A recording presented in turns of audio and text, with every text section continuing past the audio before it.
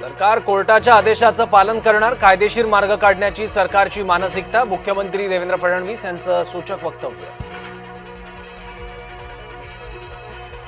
मराठा आरक्षणाचा प्रश्न का चिघळलाय, सुप्रिया सुळेंना विचारा. मुख्यमंत्री देवेंद्र फडणवीसांची टीका. मराठा आरक्षणासाठी सरकार नवा जी.आर. काढण्याची शक्यता. महाधिवक्त्यांच्या मान्यतेनंतर अंतिम निर्णय घेण्याची शक्यता. जरांगे पाटील यांनाही मसुदा दाखवणार. मराठा आरक्षणावरील आजची सुनावणी संपली. जरांगेंच्या आंदोलनाविरुद्ध याचिकेवर उद्या पुन्हा सुनावणी. आदेशाचं पालन झालं की नाही उद्या सांगा, कोर्टाच्या सरकारला सूचना. मुंबई बाहेरून येणाऱ्या आंदोलकांना बाहेरच थांबवा, कोर्टानं म्हटलंय. मुंबईत आणखी आंदोलकांना येऊ देऊ नका, कोर्टाचा आदेश. आंदोलनासाठी वानखेडे स्टेडियम द्या, जरांगेंच्या वकिलांची मागणी. तर स्टेडियम ऐतिहासिक ठिकाण, तुम्ही काय मागणी करताय कळतं का, कोर्टानं मराठा आंदोलकांच्या वकिलांना सुनावलं.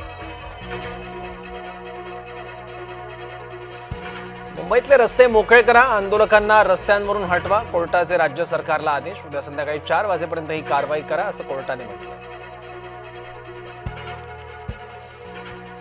आझाद मैदानाव्यतिरिक्त इतर कुठेही आंदोलन नको. 5,000 आंदोलकांनी आझाद मैदान व्यतिरिक्त इतर कुठेही थांबू नये, हायकोर्टाचे आदेश.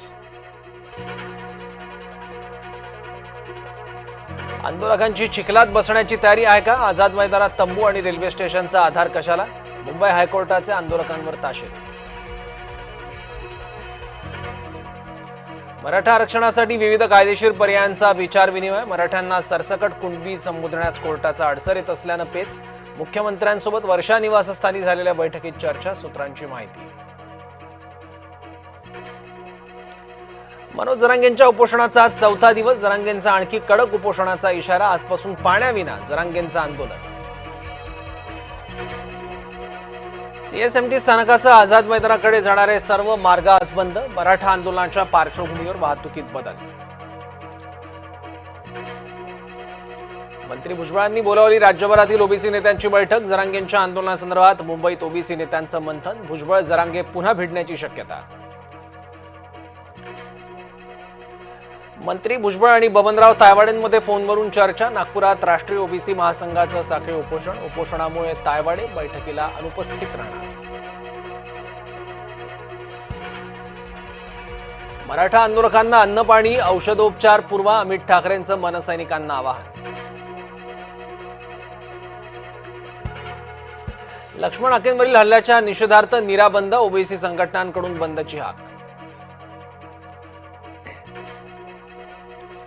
पुढच्या आठवड्यात शरद पवारांचा 2 दिवस नाशिक दौरा. 14 आणि 15 सप्टेंबरला पवार घेणार नाशिकचा आढावा. स्थानिक स्वराज्य संस्थांच्या निवडणुकांचं रणशिंग फुंकण्याची शक्यता. मी ज्या क्षेत्रात काम करतो तिथे मनापासून खरं बोलण्यास मनाई. केंद्रीय मंत्री नितीन गडकरींचं वक्तव्य. वाशी टोल नाक्यावर मोठ्या प्रमाणावर वाहतूक कोंडी. मुंबईला जाणाऱ्या लेनवर वाहनांच्या मोठ्या रांगा.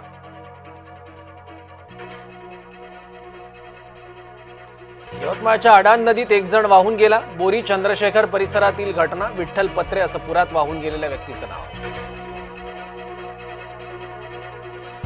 चीनमध्ये एससीओची बैठक. जगभरातील राष्ट्रप्रमुख एकाच मंचावर. मोदी, जिनपिंग आणि पुतीन यांची भेट. दिग्गज नेत्यांमध्ये चर्चा.